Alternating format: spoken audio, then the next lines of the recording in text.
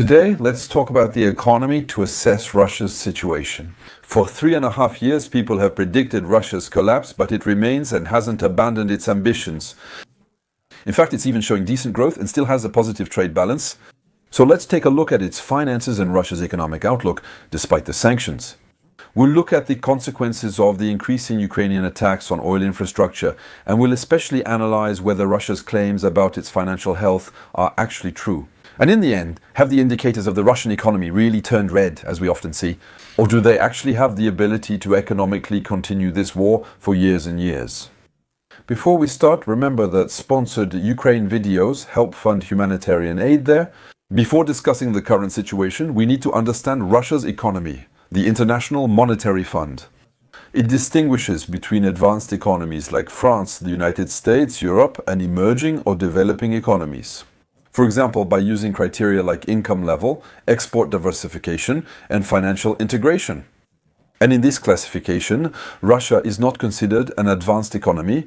It is indeed an emerging economy, meaning its economy is catching up. And these countries, on average, have gross domestic product growth that is around 4% each year. Here you can see each country's growth map by year. Emerging countries are shown in dark green, while Russia appears in light green. That is to say, like Europe, meaning it is performing below its growth potential, while advanced economies are more around 1.4% each year. That means, theoretically, a country like France should have around 1.3% growth, and Russia should always be around 4%. Except Russian growth is actually below its potential, so other countries are catching up. And the gross domestic product per capita of a country like Kazakhstan has now surpassed that of Russia. The International Monetary Fund predicts Turkmenistan and China will surpass Russia in 2026, even though these are obviously just projections and we're talking about gross domestic product per capita, about real wealth per person. So what is it that makes Russia underperform compared to the countries that are normally in this group of emerging countries? It's clearly the result of the war it's waged against Ukraine since then. Since 2014, the Russian economy has relied on oil and gas, making up about 20% of its gross domestic product. And before the war, it generated 40% of the federal government's revenue. The problem is that with the war, there have been two phenomena. Money inflow has collapsed due to sanctions, reduced gas and oil sales, and lower company profits, resulting in less tax revenue. At the same time revenue dropped, expenses skyrocketed. And the Russian state budget went from 39 trillion rubles in 2021 to 47 trillion rubles in 2024, mainly because of the war effort, which accounts for 40% of the state's spending. In other words, 100% of the revenue from hydrocarbon sales is used to finance the Russian army. So, in detail, it's mainly to buy equipment or refurbish armored vehicles that have been aging for decades in the fields. This already costs a fortune, but the cost has increased even more. With the sanctions depriving Russia of essential components like French imaging and optics, who pays for the Russian helicopters and tanks? Until sanctions were imposed on Russia, even basic components like machine tools or electronic chips were affected, which they have to import through third countries like Hong Kong, Turkey, Kazakhstan or the Emirates, and who are making a huge amount of money in the process with margins that are often around 100%, in some extreme cases. Chips needed for Kh-101 cruise missiles are sometimes resold for up to 10 times their usual price, reports the Center for International Strategic Analysis. Or customs documents that show navigation systems are being sold to Russia, up to $600,000 per unit compared to $50,000 internationally. And you'll find other examples with millions of euros in overcharging. For instance, German or Korean machine tools found in factories making kamikaze drones like the Shahed.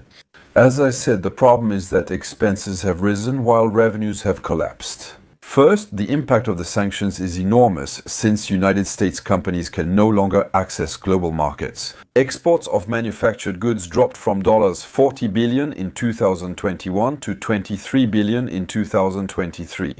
And energy revenues, for their part, have dropped by 40%, especially with the limitation of the oil selling price to only $60 per barrel. And you can see here that revenues went from more than 1 billion euros per day to about 600 million per day. So obviously it's still a lot of money, but it's much less than what's needed. Besides sanctions, Ukrainian attacks on gas and oil infrastructure are beginning to have significant effects. Several regions of Russia are now facing fuel shortages. Putin banned gasoline exports until October, despite it being 400,000 tons and $300 million in monthly revenue. Putin also admitted Ukrainian attacks caused gas shortages and said preparations to switch back to coal were needed, with an increase in costs that will impact Russian businesses, as in Europe, such as Germany, when they had to go without Russian gas after the invasion in February 2022. Due to lower income and higher expenses, public finances have worsened significantly. Russia had a surplus in 2019 and 2021, allowing reserves to be built up. This graph shows Russia has run a yearly deficit of about 3,500 billion rubles since 2022. And if you look in detail, you can see that the year 2025 is clearly even lower with this curve. So the Russians are logically trying to balance their budget, and for that they have 4 levers to achieve it. The first is to increase the money supply, which means they will use what's called the printing press. The Russian state prints money not backed by wealth to buy necessary goods and services. So Russia is doing this as much as possible. Since the Russian ruble monetary base increased by 14% between November 2023 and November 2024. But the problem is, this obviously causes a lot of inflation. I refer you to the period between the 2 world wars in Germany, when this bad practice led to catastrophic inflation. So the consumer price index, it increased by 11% in the first year of the conflict, then 7.7% in the second year, and 10% in the third year. And it was still up by 9.4% in July 2025. And let me remind you, at 4 percentage points, it's a catastrophe, when in France we reach just a few percent inflation. We're totaling 11.7, 10, and 10 over 4 years. These are truly catastrophic numbers for the Russian population. And the consequence is that after this contraction of almost 12% in 2022, household consumption growth has steadily declined since summer 2023 and is now nearly zero. The other 2 inflation causes are sanctions that make accessing foreign equipment harder. As I mentioned about the army, the same applies to civilians. And obviously the drop in the value of the ruble, which has lost more than 10% of its value against the euro since January 2022. So the second lever for Russia is debt. That is, we know this well in France, except that no one believes in the Russian economy. The central bank raised its key interest rate to 21%, but it has since dropped to 18%. But you can see the trend since 2013 with huge spikes, 18% interest rates on the debts that are issued. That means Russia is ranked, get this, the 185th worst country in the world. Behind it are only about a dozen countries like Iran, Malawi, Venezuela, Turkey, and Angola. And here too, let me remind you that in France, we consider a 35% debt ratio to be catastrophic and that the debt is unsustainable. 18% for Russia, 35% for France. So that means that the long-term consequences are that even though Russia is proportionally much less in debt than France, the cost of interest on Russian loans is more or less the same as that of France. That means France pays 10% of its budget to pay back interest, and Russia, it's 9% of its budget. You see, these indicators are very contradictory to Russian propaganda. Yes, they have less debt, but since they pay much more, in the end it costs them the same as it does us. So, this very high interest rate also has a second drawback, which is that the loan rates taken out by households and businesses, well, they are directly linked to this gigantic interest rate. So the population is no longer able to borrow to buy, for example, cars or housing. That's why housing starts fell 22% in a year, while companies can't finance investments. And even essential structural companies like the Russian National Railway Company. It had to cut investment projects by a third for 2025, even though there is already a chronic structural lack of investment in this sector. And on top of that, they have to repair the damage caused by Ukraine, as well as the sabotage sometimes carried out by the Russians themselves. That's why what is called the Purchasing Managers Index, which allows us to know the health of the manufacturing sector, have now fallen into the red, with almost all Russian companies operating at a loss, if we exclude the military sector. You might say it's not a big deal, they just need to lower the key interest rate, but in that case, inflation will increase further. And that's even less sustainable for the Russian population, who will eventually get fed up with it, obviously. So, since Russia can't increase the money supply and issuing debt has become unsustainable, also fewer people can afford to buy, the third option is just to raise taxes.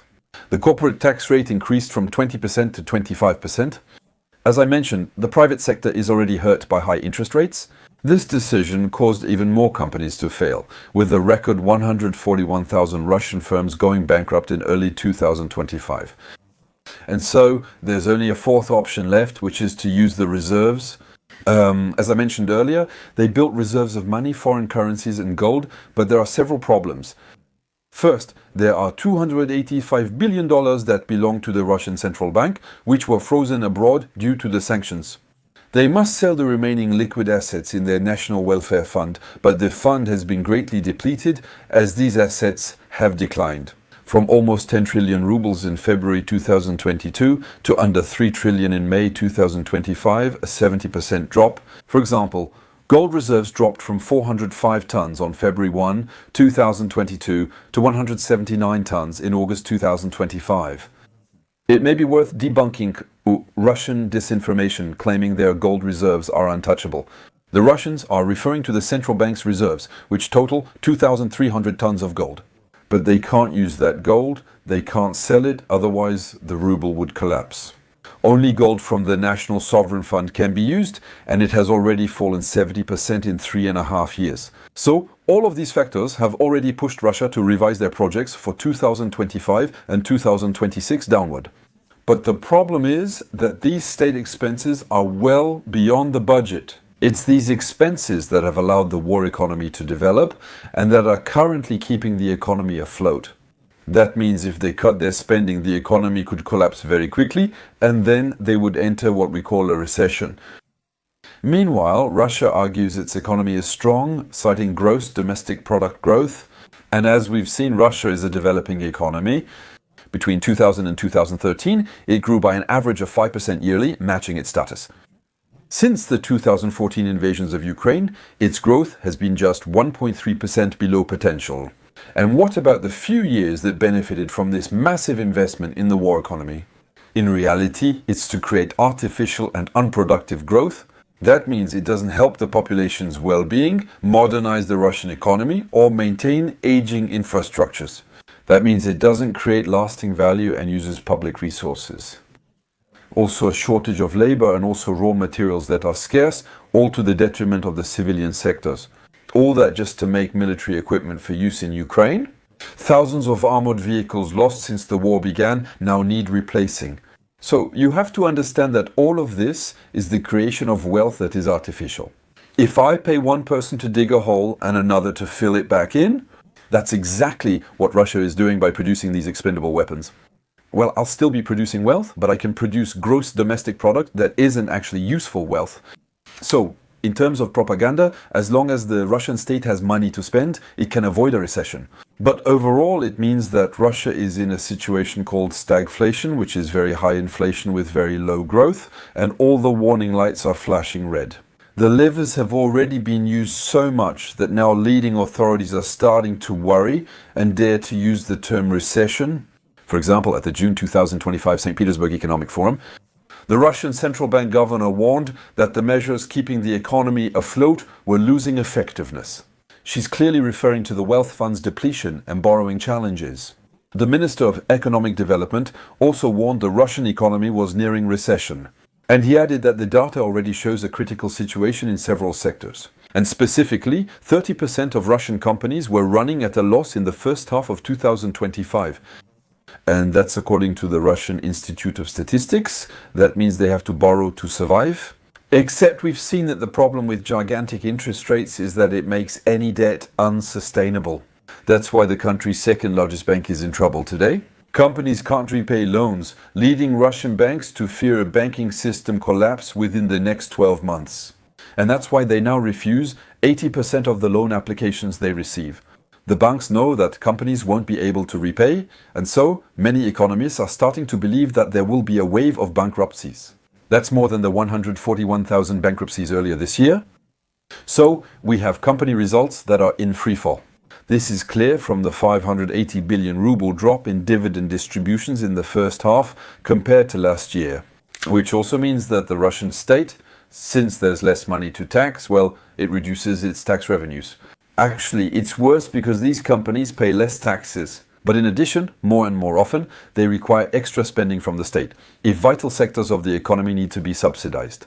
This is the case, for example, with transport or energy companies which are running large deficits as a result of the sanctions. With, for example, $12 billion in subsidies to the airline sector just for the years 2022 and 2023, and we don't have figures for the following years yet. If we focus now on energy, the sanctions are still having an effect. With, for example, the barrel of Russian oil, which is sold well below the price we see on the market. As shown on this graph, Russia has already lost 154 billion in revenue. And the worst part is that Goldman Sachs predicts that the price of oil will drop even further in 2026. And that was an announcement that was made before Organization of the Petroleum Exporting Countries made its big announcement that it will increase oil production starting in October next month. This will clearly lower the price per barrel and push the Russian economy further into the red. So, even without Ukrainian attacks on Russian oil or energy infrastructure, in any case, oil revenues will continue to decline in the coming months and years for Russia. Knowing that the budget deficit is currently 3.4% of gross domestic product over the first 7 months of the year. While the forecasts for all of 2025 were only for a 1.7% deficit, so we're talking about a deficit that has increased by 340% at the start of the year compared to 2024. And now I come to the final blow. That is, let's say, the Ukrainian sanctions on Russia. That is, the strikes they carry out on the wallet, with long-range missiles hitting refineries, depots, and oil and gas facilities. And here you see a map of the sites that have been hit, and we're only talking about the destruction that has been proven by images. This table shows the condition and destruction level of various Russian refineries, organized by importance. Ukraine is achieving clear success here. In August alone, Russians lost 17% of their assets. Their refining capacity, like the Ryazan refinery, Rosneft, or the Lukoil refinery in Volgograd, which alone produced 700,000 to 750,000 barrels per day, that's 10% of the total production. I told you that Putin has therefore banned the export of refined oil, and they are forced to export crude oil. Russian propaganda claims their crude oil exports are rising, but that's only because they can't export refined oil, so revenues are much lower than before. It's a real loss of income for them. So, besides production, their export capacity is also being targeted, just like the 12 Luga oil terminals which were hit by Ukrainian drones, and which should operate at just half their planned capacity, around 350,000 barrels per day in September. And all of this results overall in a 36% decrease in oil and gas export revenues in August 2025 compared to the previous month and the previous year. We can expect it to decrease more, especially if Ukrainians keep striking Russian infrastructure. So, you see, Russia is not on its knees, but the poison of sanctions combined with Ukrainian attacks is really starting to take effect. But they have, it must be said, partly managed to adapt, for example, with the use of shadow fleets, with those hundreds of oil tankers they operate under flags of convenience, without following regulations or even taking out insurance in case of an oil spill. This has allowed them to hold on until now and to support the financial effort that is meant to sustain the army. But when you look at the balance between energy revenues, which are at their lowest and are going to drop even further, with collapsing corporate taxes, an almost empty sovereign wealth fund, and an ongoing war in Ukraine, there aren't many possible outcomes. Either Russia continues with the risk that its economy could suddenly collapse. This can happen anytime, such as when people withdraw money from banks they no longer trust, known as a bank run. Or if the central bank can no longer sell Russian debt, and these are triggers for a real major economic crisis. So the second option is that Russia realizes its economic outlook is too poor and it lowers its spending. That's already happening as the 2026 military budget ambitions have been reduced, with more and more cases being reported as well. Unpaid soldiers and widows denied promised benefits for fallen husbands. But in both cases, whether there was a sudden economic collapse or just a slowdown, we can still have hope, especially since it pushes Russia to finally agree to come to the negotiating table to accept at least the ceasefire that was approved by Zelensky last March, as we remember. But we also have to be honest, this will not allow the Ukrainians to recover their occupied territory. This will only help stop the bombings and frontline assaults, similar to what happened from 2015 to 2022. I've already said I don't believe in lasting peace, and militarily, the Russian army won't collapse. Just the fact that it stops these attacks, that's really the goal of the bombings deep inside Ukraine. In any case, what is already guaranteed today is that Russia is in stagflation, inflation plus low growth. It has already lost $1.6 trillion in wealth and gross domestic product growth because of slowed growth due to sanctions since 2014. To that, you have to add the hundreds of billions of dollars in capital that have fled the country. More than 700,000 people left after Russia's mobilizations, draining the nation's lifeblood. To that, you have to add the million military losses, plus the loss of income due to the reallocation of more than $100 billion every year. Producing weapons instead of developing the country makes Russia's economic failure a catastrophic waste. I'm not even discussing the human aspect. But the Ukrainian objective remains the same, to make Russia bend economically if they can't make it bend militarily. And that's why the announcements about the Flamingo missile, 3,000 kilometers range, 1-ton payload, produced at 7 units per day starting in October, that's important.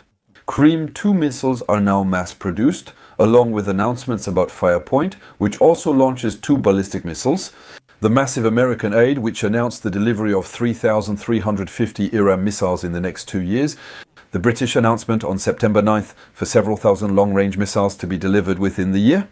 We'll see if this helps end the war by depleting Russia's economic ability to continue. The only certainty is the massive waste we're witnessing, mainly on the Russian side, but also on both sides and globally. Since the goal is still to have integration, peace, working together, fulfillment, improving quality of life, and increasing life expectancy. All of these are goals that should be shared. Unfortunately, Russian imperialism prevents the normal and harmonious development of the world, as everyone would clearly wish today. Once again, a big thank you to the 3 economists who contributed to writing this script, who proofread, who revalidated, who searched for sources and illustrations, who were, I hope, understandable to people like me, and I hope to you as well. And then we will continue to work on the military aspects and also come back with questions about civil aviation very soon. All right, I'll see you very soon.